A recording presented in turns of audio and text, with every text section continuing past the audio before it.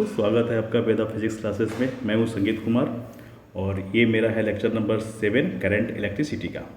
तो आज मैं डिस्कस करने जा रहा हूं, एक क्वेश्चन है करंट इलेक्ट्रिसिटी का कि if the current in an electric bulb decreases by 0.5% then how will be power in the bulb changes. तो देखिए, हम जानते हैं कि पावर जो होता है ना वो डायरेक्टली प्रोपोर्शनल होता है करंट के। अगर करंट में हम चेंज करेंगे तो पावर भी चेंज होगा। तो यहाँ पे जो चेंज है ना वो 0.5% का है। ये चेंज बहुत छोटा है ना। और चूंकि डिक्रीज कर रहा है ना तो यहाँ पे क्या हो जाएगा, परसेंटेज चेंज इन करंट कितना हो जाएगा, -0.5% हो जाएगा, है ना। फिर हम जानते हैं we know that power equal to I²R होता है। ये फार्मूला सो हमको पता है। तो देखिए, since the percentage change in current is very small so we can use error method. तो ये जो चेंज है ना बहुत छोटा का चेंज है, बहुत स्मॉल चेंज है करंट में। तो हमको ये जो एरर मेथड होता है ना उसका यूज करके हम इसको सॉल्व कर लेंगे आसानी से। तो देखिए, यहाँ पे जो है P लिखा हुआ है ना, तो यहाँ पे लिख देंगे del P/P और इसमें 100 से मल्टीप्लाई कर दिए। तो इसको क्या पढ़ेंगे हम लोग, परसेंटेज चेंज इन पावर।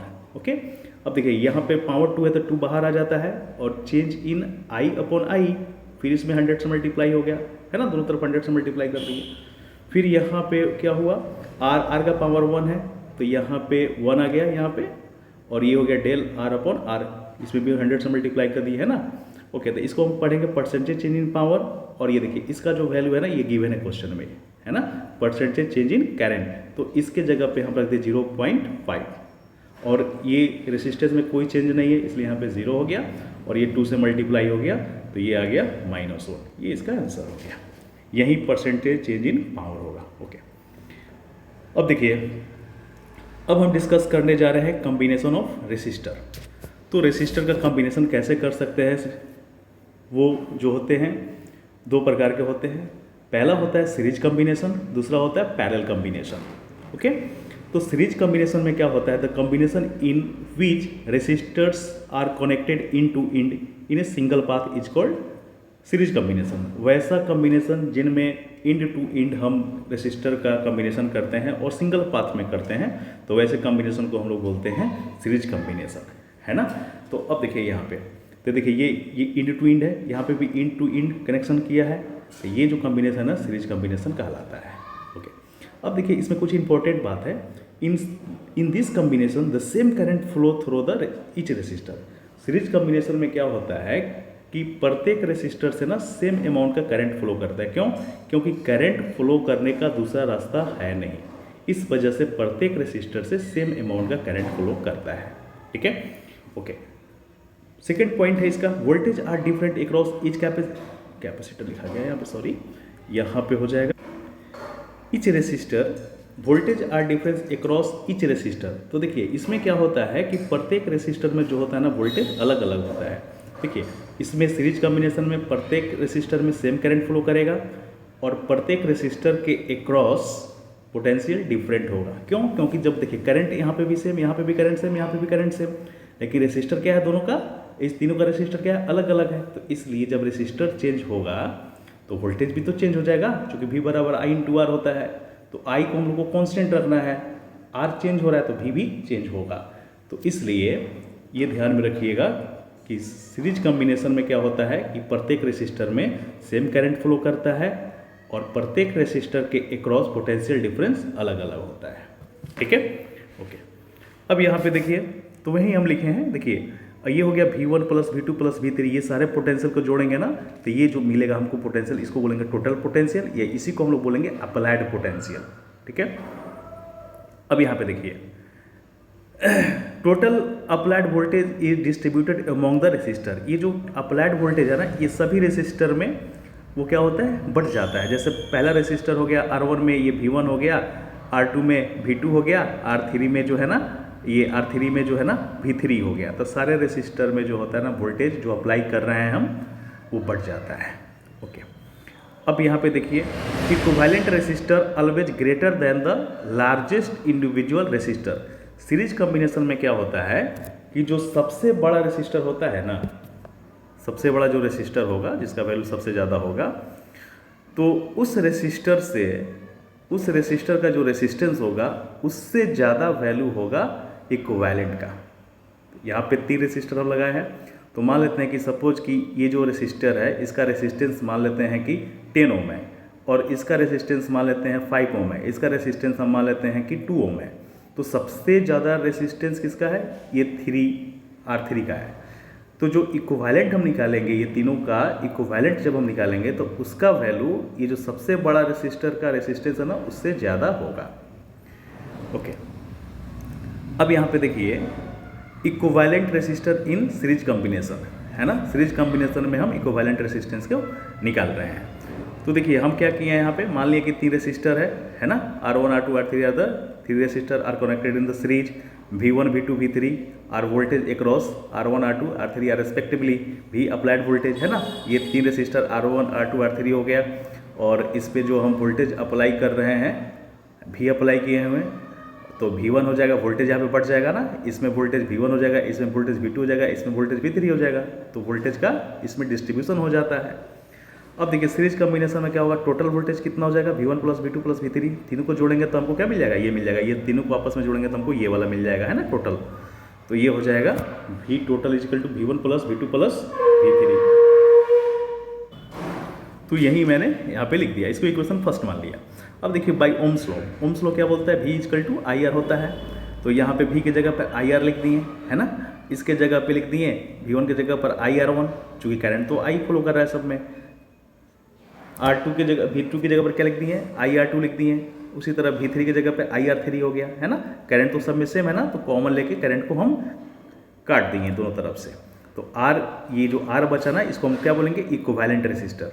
तो इक्विवेलेंट रेसिस्टर, यहाँ इक्विवेलेंट रेसिस्टेंस बोलेंगे तो ये क्या हो जाएगा, R1 plus R2 plus R3 हो जाएगा, है ना। और फॉर N रेसिस्टेंस, तो N रेसिस्टेंस के लिए क्या हो जाएगा, R1 plus R2 plus R3 dot dot Rn हो जाएगा, है ना। तो सीरीज कॉम्बिनेशन में अगर हमको इक्विवेलेंट रेसिस्टेंस निकालना है तो सिंपली इसको क्या करेंगे, ऐड कर देंगे। ओके, अब यहाँ पे देखिए पैरेलल कॉम्बिनेशन। तो पैरेलल कॉम्बिनेशन क्या होता है कि the combination of resistor in which resistor are connected between 2 given points is called parallel combination. वैसा कॉम्बिनेशन जिसमें प्रत्येक रेसिस्टर का पहला एंड एक पॉइंट पे और प्रत्येक रेसिस्टर का दूसरा एंड दूसरे पॉइंट पे जब हम जोड़ते हैं तो ऐसे कॉम्बिनेशन को हम लोग बोलते हैं पैरेलल कॉम्बिनेशन, है ना। या यूँ कह सकते हैं, इसी चीज़ को हम दूसरे शब्द में कैसे कह सकते हैं, तो रेसिस्टर का वैसा कॉम्बिनेशन जिसमें प्रत्येक रेसिस्टर को 2 पॉइंट्स के बीच में हम जोड़ते हैं, है ना, ऐसे कॉम्बिनेशन को हम लोग बोलते हैं पैरेलल कॉम्बिनेशन। ओके, अब देखिए इसमें कुछ इंपॉर्टेंट बात, in this combination current is divided among the resistor. इस कॉम्बिनेशन में क्या होता है कि प्रत्येक रेसिस्टर में अलग अलग करंट जाता है, ठीक है ना। उसमें प्रत्येक रेसिस्टर में सेम करंट था, और इसमें क्या होता है कि अलग अलग रेसिस्टर में अलग अलग करंट फ्लो करेगा, ठीक है। अब देखिए voltage remain same across each capacitor, उसमें करंट सेम था ना, तो इसमें प्रत्येक रेसिस्टर के अक्रॉस वोल्टेज सेम हो जाएगा, ठीक है। और equivalent resistor always less than the smallest individual resistor. इसमें क्या होता है कि जो सबसे स्मॉलेस्ट रेसिस्टर का रेसिस्टेंस होगा उससे कम जो इक्विवेलेंट निकालेंगे ना उसका वैल्यू हो जाएगा, ठीक है। तो ये चीज़ ध्यान में रखिएगा कि जो सीरीज कॉम्बिनेशन होता है, रेसिस्टर का कॉम्बिनेशन 2 तरह से कर सकते हैं हम लोग, पैरेलल और दूसरा सीरीज कॉम्बिनेशन, वैसा कॉम्बिनेशन जिसमें प्रत्येक रेसिस्टर में सेम अमाउंट का करंट फ्लो करता है ना, और प्रत्येक रेसिस्टर के अक्रॉस वोल्टेज अलग अलग होता है, तो ऐसे कॉम्बिनेशन को हम लोग सीरीज कॉम्बिनेशन कहते हैं। पैरेलल कॉम्बिनेशन वैसा कॉम्बिनेशन जिसमें प्रत्येक रेसिस्टर में या प्रत्येक रेसिस्टर के अक्रॉस वोल्टेज सेम हो और अलग अलग रेसिस्टर में करंट की अलग अलग वैल्यू फ्लो करे, तो वैसे कॉम्बिनेशन को हम लोग बोलते हैं पैरेलल कॉम्बिनेशन। ओके, चलिए अब देखिए equivalent resistor in parallel combination. तो अब यहाँ पे हम क्या किए, सारे रेसिस्टर को पैरेलल में जोड़ दिए। देखिए एक सारे का एक पॉइंट पे सबका पहला एंड रख दिए, दूसरे पॉइंट पे सारे कैपेसिटर रेसिस्टर का सेकंड एंड रख दिए। तो ऐसा जो कॉम्बिनेशन होगा उसको बोलेंगे हम पैरेलल कॉम्बिनेशन, है ना। तो यहाँ पे देखिए एक ये पॉइंट हो गया, है ना, एक ये पॉइंट हो गया। तो प्रत्येक रेसिस्टर का पहला एंड एक पॉइंट पे और प्रत्येक रेसिस्टर का पहला एंड दूसरे पॉइंट पे, तो ऐसे कॉम्बिनेशन को हम लोग बोलते हैं पैरेलल कॉम्बिनेशन। ओके, अब यहाँ से क्या किए, हम एक सेल से इसको जोड़ दिए, वोल्टेज भी अप्लाई कर दिए। तो अब यहाँ पे देखिए ये इसमें करंट तो इसमें बढ़ जाता है ना, तो इसमें करंट I1 गया, इसमें करंट I2, इसमें I3 हो गया, तो I = I1 + I2 + I3 हो गया पैरेलल कॉम्बिनेशन के लिए। तो इसको हम मान लिए इक्वेशन फर्स्ट, है ना। पैरेलल कॉम्बिनेशन के लिए ये हो गया I equal to I1 plus I2 plus I3। यहाँ से I करंट गया तो ये I तो ही बटा है, इसमें I1 गया, इसमें I2 गया, इसमें I3 गया, फिर यहाँ पे सारे करंट आपस में मिल जाएंगे तो I करंट बन जाएंगे, फिर इसमें I करंट आ जाएंगे। तो इसलिए हम लिख दिए I is equal to I1 plus I2 plus I3। This is equation first. अब देखिए हम यहाँ पे ओम्स लॉ लगा रहे हैं, तब ओम्स लॉ क्या होता है, V इक्वल टू IR होता है। तो यहाँ पे I इक्वल टू कितना हो जाएगा, V अपॉन R। तो फ्रॉम इक्वेशन फर्स्ट अब इसमें क्या करते हैं, इसका वैल्यू पुट करते हैं। तो I के जगह पर कितना रख देंगे, V अपॉन R। I और के जगह पर क्या लिख सकते हैं, V अपॉन R1, चूँकि वोल्टेज तो सेम रहेगा। इसके जगह पर V अपॉन R2, इसके जगह पर V अपॉन R3। वोल्टेज देखिए सब में सेम है कि नहीं। अब वोल्टेज को कॉमन लेके दोनों तरफ से काट देंगे उसको, तो 1/R इक्विवेलेंट बचा ये, है ना, 1/R1 बचा है, इसमें 1/R2 बचा है, इसमें 1/R3 बचा। तो यही फार्मूला होता है पैरेलल कॉम्बिनेशन में इक्विवेलेंट रेजिस्टेंस निकालने का।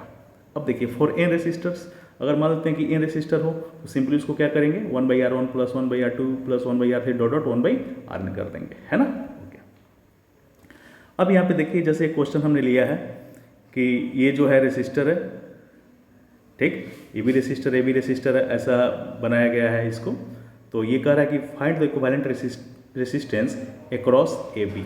तो हमको क्या करना है, इक्विवेलेंट रेसिस्टेंस निकालना है ए बी के अक्रॉस, ठीक है। अब देखिए इसमें तो ये हो गया, मैंने ये जो फिगर था वो मैंने बना दिया यहाँ पे, ठीक है, जो था वहाँ पे मैंने उतार दिया। अब यहाँ पे देखिए समझिए इस चीज़ को, यहाँ पे ए है तो यहाँ पे भी ए ही होगा, और देखिए ये पॉइंट ऐसे गया यहाँ पे ये भी पॉइंट ए हो जाएगा, है ना। अब देखिए ये पॉइंट बी है तो ए भी बी होगा, है ना, वायर है तो है ए भी बी होगा, और देखिए यहाँ से ये भी क्या है, बी है। तो अब यहाँ पे देखिए कि पहला रेसिस्टर जो है इसका देखिए कि इसका कहाँ कॉम्बिनेशन किया गया है। तो पहला रेसिस्टर का जो फर्स्ट एंड है वो ए से जुड़ा हुआ है, तो यहाँ से ए से जोड़ दिए, ये R1 हो गया। इसका दूसरा जो एंड है कहाँ जुड़ा हुआ है, बी पे, तो देखिए इसका दूसरा एंड बी पे जोड़ दिए, ठीक है। अब इस रेसिस्टर को देखिए R2 को, तो R2 का जो पहला एंड है वो एक बी पे जुड़ा हुआ है, एक एंड कहाँ पे जुड़ा हुआ है, ए पे, तो ये R2 बना दिए, एक एंड ए पे जोड़ दिए, एक एंड बी पे जोड़ दिए। अब देखिए इसका R3 को देखिए, तो R3 का एक एंड कहाँ पे है, बी पे है, और एक एंड कहाँ पे देखिए यहाँ पे ए पे है, तो यहाँ पे ये R3 बना दिए, एक एंड बी पे जोड़ दिए, एक एंड ए पे जोड़ दिए। अब देखिए ये तीनों जो रेसिस्टर है कैसे बन गए, पैरेलल कॉम्बिनेशन में आ गए, है ना। अब इसको क्या करेंगे, पैरेलल कॉम्बिनेशन वाला जो फार्मूला होता है उसको यूज करके हम इक्विवेलेंट रेसिस्टेंस निकाल लेंगे। तो 1/R equivalent 1/R1 plus 1/R2 plus 1/R3, और यहाँ पे R1 का वैल्यू है 6 ओम, है ना, रख दिए। R2 का वैल्यू है 10 ओम, तो 10 ओम रख दिए, इसका वैल्यू 15 है तो 15 ओम रख दिए, इसका बटा का जोड़ बना दिए, और ये सॉल्व करके हम यहाँ से R इक्विवेलेंट की वैल्यू 3 ओम निकाल लिए। ओके, अब यहाँ पे देखिए एक और क्वेश्चन है, in this arrangement shown the potential of point A is V1 and that of point B is V2, calculate the potential difference of point C. तो इस क्वेश्चन में एक फिगर दिया हुआ है, इस फिगर में बोल रहा है कि पोटेंशियल निकालना है पॉइंट सी का, यानी इस पॉइंट का पोटेंशियल हमको निकालना है, ठीक है। तो अब देखिए इसको समझिए कैसे बनाएंगे। ये रेसिस्टर R1 हो गया, ये R2 हो गया, यहाँ पे वोल्टेज जो है V2 है, इस पॉइंट का जो वोल्टेज है वो V1 है पॉइंट का, इस B पॉइंट का वोल्टेज V2 है। अब यहाँ पे देखिए ये जैसे है वैसे मैंने फिगर बना दिया। अब यहाँ पे देखिए let I be the electric current flow through the A to B। अब हम मान लिखिए कि A से B में जो करंट जा रहा है, A से B की ओर जो करंट जा रहा है वो I करंट है। चूँकि ये तो कॉम्बिनेशन सीरीज का है तो जो करंट इसमें जाएगा वही करंट इसमें भी जाएगा, तो हमने मान लिया कि करंट जो फ्लो कर रहा है ए से बी की ओर जा रहा है, और कौन सा करंट है वो आई करंट है। अब भाई ओम्स लॉ लगाइए, तो यहाँ पे देखिए ओम्स लॉ क्या बोलता है कि V equal to I R होता है ना। तो यहाँ पे देखिए यहाँ पे क्या हो जाएगा, पोटेंशियल V हो जाएगा और इसका पोटेंशियल VC हो जाएगा, है ना, और क्या हो जाएगा I इंटू R1 हो जाएगा, है ना। यहाँ पे देखिए यहाँ पे R1 है तो R की जगह पर R1 हो गया, I की जगह पर I हो गया। ये पोटेंशियल डिफरेंस होता है ना, दोनों जो कंडक्टर होता है या जो रेसिस्टर होता है उसके बीच का पोटेंशियल डिफरेंस होता है ना, दोनों एंड्स के डिफरेंस होता है पोटेंशियल का। तो इसलिए इसका हो गया V है तो V रख दिए, और यहाँ पे है VC तो VC रख दिए, है ना, इसके जगह पर ये रख दिए। एक्चुअली ये पोटेंशियल डिफरेंस ही होता है, 2 पॉइंट्स का पोटेंशियल डिफरेंस होता है ये हो रख दिए ना।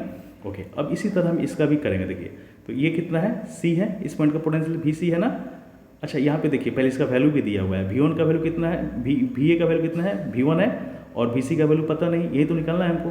ये हो गया I, ये हो गया R1 फर्स्ट इक्वेशन। अब इसके लिए देखिए R2 के लिए देखिए, तो अब देखिए ये हो गया आपका VC, तो यहाँ पे VC लिख दिए, और ये हो गया लोअर पोटेंशियल ना, क्योंकि करंट हायर से लोअर की ओर फ्लो करता है, तो VC माइनस VB लिख दिए, है ना, यहाँ पे VB है तो VB लिख दिए। और रेसिस्टर कितना है, R2 है तो R2 लिख दिए। करंट कितना फ्लो कर रहा है, I, तो I लिख दिए। ये ओम्स लॉ से लिख दिए यहाँ से देखिए। अब देखिए, अब इसका वैल्यू VC जैसे है वैसे लिख दिए, इसका वैल्यू V2 है, क्वेश्चन में दिया हुआ है यहाँ पे देखिए, V2 है तो V2 लिख दिए। ये हो गया I, R2 हो गया सेकंड इक्वेशन।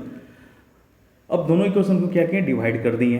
तो देखिए, तो dividing equation first and second we have, तो दोनों को डिवाइड कर दिए, तो V1 minus VC, VC minus V2 is equal to I R1 upon I R2, I से कैंसिल हो गया, तो यहाँ पे क्या बचा, V1 माइनस VC, ये हो गया, इसमें मल्टीप्लाई R2 हो गया, और देखिए इसका मल्टीप्लिकेशन इससे हो गया, VC minus V2 into R1 हो गया।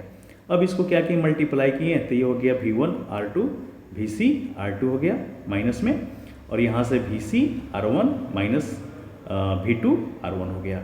अब यहाँ से VC जो है ना कॉमन निकालिए, देखिए यहाँ से ये है, इसको उधर कर दी, मान लो कि पूरा को उठाकर हम उधर कर दी तो प्लस में आ जाएगा, और इसमें से VC कॉमन हो जाएगा तो क्या बचेगा, R1 प्लस R2 यहाँ पे बच गया। ठीक है, उसके बाद हम क्या किए कि यहाँ पे जो है V1 R2, तो देखिए V1 R2 यहाँ पे है, और इसको हम ले गए उधर तो प्लस में हो जाएगा ना, तो V2 R1 हो गया, इसको ले गए उधर तो V2 R1 हो गया, तो यहाँ से VC का वैल्यू निकाल लिए, ये इतना हो जाएगा। ठीक है, ओके। अब यहाँ पे देखिए एक और क्वेश्चन, इस क्वेश्चन में बोल रहा है कि ये uniform wire of resistance 4R is bend in the form of a circle. The effective resistance between the ends of any diameter of circle is 2R, R/2 और 4R। इसमें से कौन सा वैल्यू होगा? तो देखिए सबसे पहले ये समझिए कि ये वायर है, इस वायर का जो रेसिस्टेंस है वो 4R दिया है, सॉरी, तो R इक्वल टू 4R लिख दिए, ये रेसिस्टेंस है इसका, इस वायर का। अब इस वायर को हम क्या किए, बेंड करके हम एक सर्कल बना दिए, देखिए बेंड करके सर्कल बना दिए। तो अब बताइए कि सर्कल का ये क्या है, डायमीटर है, डायमीटर इधर से भी हो सकता है ना, ये भी डायमीटर हो जाएगा, ये भी डायमीटर हो जाएगा, तो ये इसका डायमीटर हो गया। अब ये क्वेश्चन में कह रहा है कि the effective resistance between the ends of the any diameter. अब क्या करना है, इस दोनों एंड्स के बीच में हमको इफेक्टिव रेसिस्टेंस निकालना है। तो देखिए ये एक अलग वायर हो जाएगा, एक ये अलग वायर हो जाएगा, है ना, इसका रेसिस्टेंस और इसका रेसिस्टेंस क्या होगा, सेम हो जाएगा। क्यों? क्योंकि देखिए चूंकि दोनों का लेंथ क्या है, सेम है। यहाँ से देखिए ये लेंथ जो होगा यही वही लेंथ होगा, तो ये रेसिस्टर और ये रेसिस्टर क्या हो जाएगा, पैरेलल में हो जाएगा ना। ओके, तो अब देखिए इसका वैल्यू हम निकाल सकते हैं, ये जो रेसिस्टर है ना इसका कितना वैल्यू होगा वो निकाल लेंगे। तो देखिए कैसे निकाल सकते हैं, तो हमको पता है कि ये इसका लेंथ है सपोज L है, तो L का रेसिस्टेंस कितना है 4R, तो ये जो लेंथ होगा बताइए कितना होगा, हाफ होगा कि नहीं उसका, तो इसलिए रेसिस्टेंस कितना हो जाएगा, 2 से डिवाइड कर देंगे इसको तो 2R हो जाएगा। तो ये R1 का रेसिस्टेंस कितना हो जाएगा इसका 2R, और इसका भी रेसिस्टेंस कितना हो जाएगा 2R हो जाएगा। तो यहाँ पे देख लीजिए, क्योंकि हमको पता है ना कि R/T परपेंडिकुलर लेंथ का होता है, इसलिए R1 इक्वल टू कितना हो जाएगा 4/2 से डिवाइड कर देंगे, क्योंकि ये आधे ना पार्ट है, तो इसलिए पूरा पार्ट का रेसिस्टेंस कितना है 4R, तो आधा पार्ट का कितना हो जाएगा 2 से डिवाइड कर दिए तो 2R हो गया। तो R2 का भी वैल्यू उतना ही हो जाएगा। और दोनों बताइए कौन सा कॉम्बिनेशन में अब हो गया। देखिए इसी के हमको एक्रॉस निकालना है AB के, तो देखिए AB को यहाँ पे देखिए AB को इसको छोड़ दीजिए। अब यहाँ से देखिए ये और ये वायर पैरेलल कॉम्बिनेशन है कि नहीं, तो पैरेलल वाला फॉर्मूला लगा देंगे। तो 1/R equivalent equal to 1/R1 plus 1/R2, तो 1/R इक्विवेलेंट इसका देखिए वैल्यू 2R है ना, यहाँ पे 2R, R1 का भी वैल्यू 2R हो गया और R2 का वैल्यू भी 2R रख दिए। अब इसका क्या किए, बट्टा का जोड़ बना दिए, और ये हो गया LCM 2R, ये हो गया 1 + 1, ये 2 से 2 कैंसिल, 1/R हो गया। तो R इक्विवेलेंट कितना हो जाएगा, R हो जाएगा। तो इसलिए इसका करेक्ट आंसर क्या हो जाएगा, ऑप्शन 2 हो जाएगा। ओके, तो आज के लेक्चर में बस इतना ही, फिर अगले लेक्चर में बाकी के हम डिस्कस करेंगे। Thank you.